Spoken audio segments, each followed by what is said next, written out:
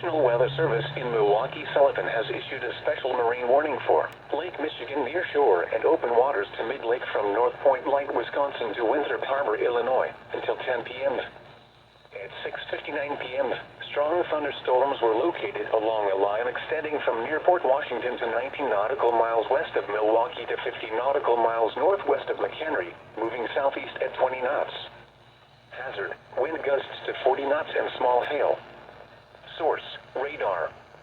Impact, small craft could be damaged and briefly higher winds and suddenly higher waves. Strong thunderstorms will remain over mainly open waters.